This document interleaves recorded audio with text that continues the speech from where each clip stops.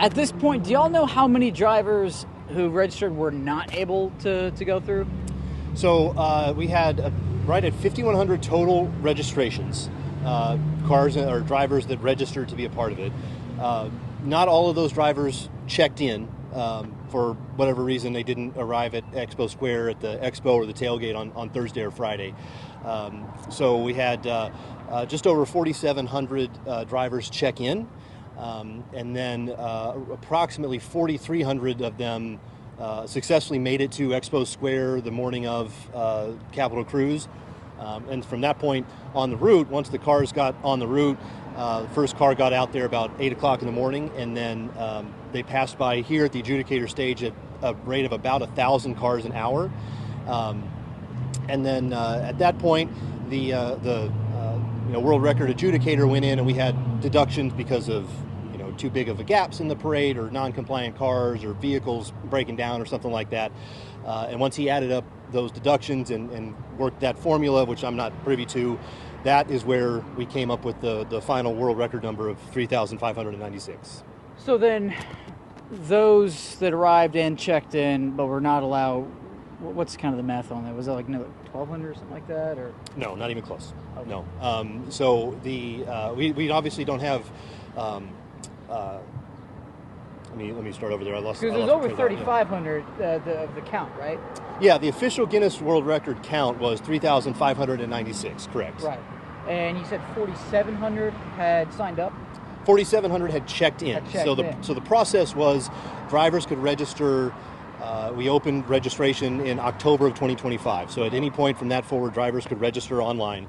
And then they had to arrive on site to check in at the expo or the tailgate at Expo Square on Thursday or Friday. That is where they received their driver packet. They signed the paperwork they had to sign, got their mirror hanger and all that kind of stuff. We had 4,760 drivers check in, physically check in for Capitol Cruise Thursday and Friday. For those who showed up at 8 a.m. or earlier, were they not allowed to, or did they not get to, do you know how many were checked in physically there yesterday but then didn't go? How many were kept waiting afterward is what I'm asking. Okay, I'm gonna do my best here. So the suggested arrival window for drivers to arrive at Expo Square is between 6 and 9 a.m. Saturday morning. The deadline was 10 a.m. Right. The cutoff was 10 a.m. At 11, so an hour past the deadline, we were still allowing cars through Expo onto the parade route. Just after 11, event organizers, law enforcement officials made the decision that the pace at which cars were coming in was not sufficient to maintain the continuous flow of cars to keep the record attempt viable. And so the decision was made to send the final car onto the parade route. When that decision was made, any car that was on the property at Expo Square, they got on the parade route. And then, unfortunately, we did have some show up after the parade route had been closed, but everybody that was on the parade route when that decision was made, at Expo Square, I should say, when that decision was made, was on the parade route. Well, I think some were told to go a little beyond the SageNet Center, right? To check in at near Sheridan or something like that. I was not at Expo Square. I was here all day. Okay. I can't really speak to that, but I know that driver staging was at Tulsa's Expo Square at SageNet Center. Right. So by the time they got to that point, because of the line, I think is what they were saying, then they were told, no, it's too late. So they're saying, look, we waited 4 hours to get in, and now we're being told no. And then we said, can we at least just go on the route? They said, no, you have to wait till the streets open. So you're just going as a regular car driver. So that's where they felt like they were just left out, essentially. So is there any maybe remedy for that? Refunds involved? What's being talked about right now, if anything? Any driver that registered and checked in and was not able to make it onto the parade route, they will absolutely 100% have the opportunity to request a refund. They'll get communication in their registered email within the coming days, and there'll be a link that they can fill out a form and request a refund. Absolutely. Okay. So in the statement, you said they're still considered a world record holder. Is there anything that will acknowledge that? Anything sent to them? there's nothing that. Let me start over there. Every driver receives the same acknowledgement. The same. Everyone was a participant. Everyone is a world record holder. There will be opportunity for them, to look into certificates and things like that from Guinness. But everyone that registered, checked in, is considered part of this effort, and a world record holder. Absolutely, yes. Or at least as communicated by Visit Tulsa is what you're saying. Every driver that registered and checked in is considered a world record holder. Absolutely, yes. Is there an official response yet communicated to people who registered but then were turned away? What's the staging communication to them right now? Well, again, that is, I'll point you back to, there will be a communication sent to all registered drivers in the coming days. And within that communication will be the link that they can request a refund if they would like. But it also thanks them for their participation and their taking part in what was, a safe, secure event and a celebration for Route 66 here in Tulsa, and a world record attempt which was successful. We did set the world record. Any other message to those folks that came to us afterwards saying that they weren't left with a good enough experience? Well, obviously, from the bottom of my heart, I'm sorry. Anytime anybody comes to Tulsa, I want them to leave having had the best experience of their life. And if that was not the case, I am so deeply, incredibly sorry. And that's why it was so important to us to be able to issue those refunds to drivers that were not able to participate. It is, maybe not. It may not live up to the standard of driving the route or being in the parade, but we do want to do what we can to make it right and let everyone know we are so appreciative, we are sorry if they had an unfortunate or a bad experience. We don't like that, and that was not the goal, and that was obviously not what we wanted to happen at all. All right. Anything else that you want to clarify before I close out, Don? Just again that this was. Really, it was 5.5 miles of joy. This was an unprecedented event that had never been attempted on this scale in the continental United States before yesterday, May 30th, 2026, here in Tulsa. We are the capital of Route 66, so it was only fitting to go all out to celebrate the centennial of Route 66. And this event was a successful event. We broke a world record.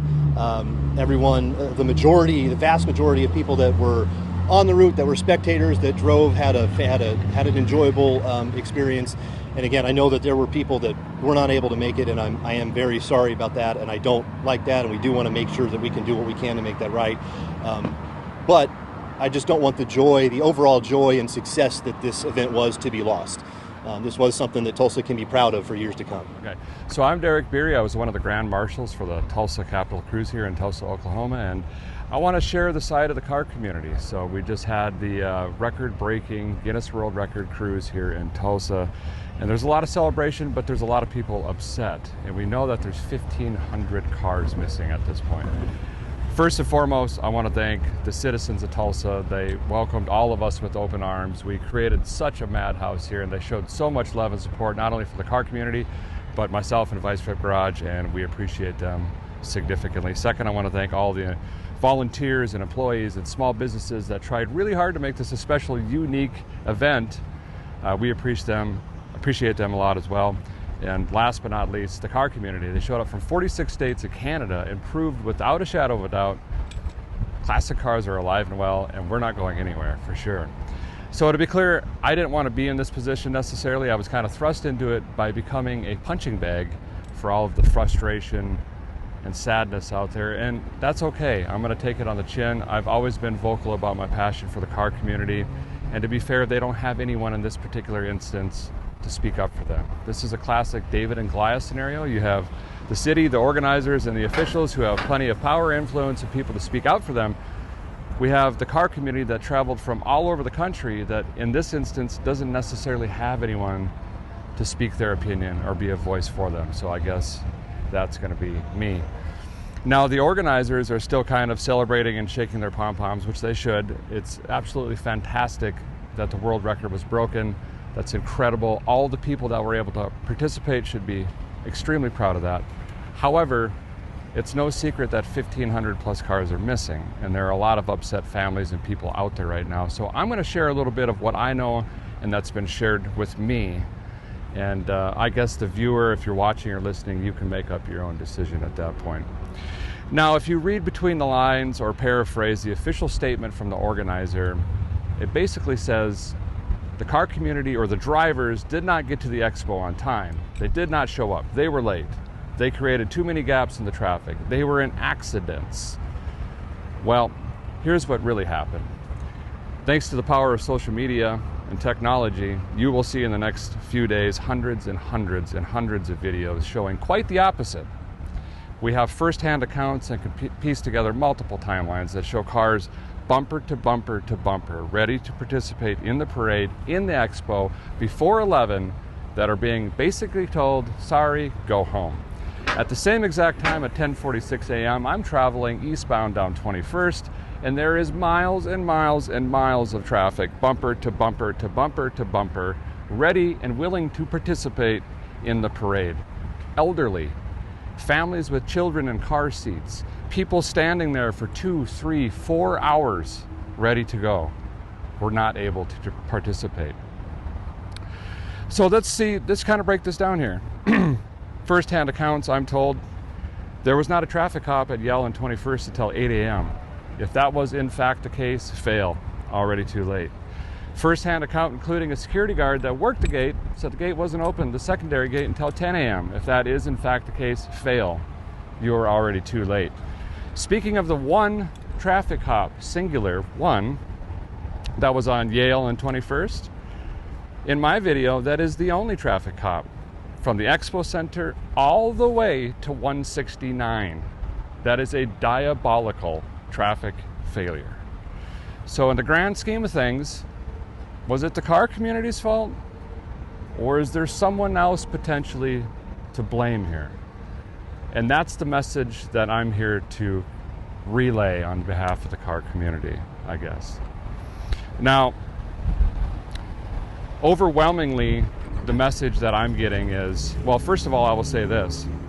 If this were my promotion, my event, those that were not able to participate would have been refunded in full by close of business yesterday. Overwhelmingly, the messages that I'm getting is, one, someone other than me needs to be man enough to stand up and say, mistakes were made, we apologize, we'll figure this out and make it better in the future. Two, those that were physically in Tulsa, willing and able to participate in line and were turned away, should be refunded in full, 0 questions. And quite honestly, it's not really about the money at this point. It's more about the principle, because these people have already spent hundreds, if not thousands of dollars getting here, only to be slapped in the face at the gate and told to go home. So we're just looking for some acknowledgement and a little bit of accountability, I guess, as a whole, as a car community. So unfortunately, it's not the people in business suits downtown that get affected by this. It's you, it's the local citizens, it's the local businesses. Unfortunately, I already know of several events and cruises that were coming to Tulsa that are now considering not. And again, that affects the local economy, unfortunately. So hopefully someone, I don't know who it is, can at least just say, you know, we're going to try to do better and try to make this right, because the car community really showed up for this and a lot of people left disappointed.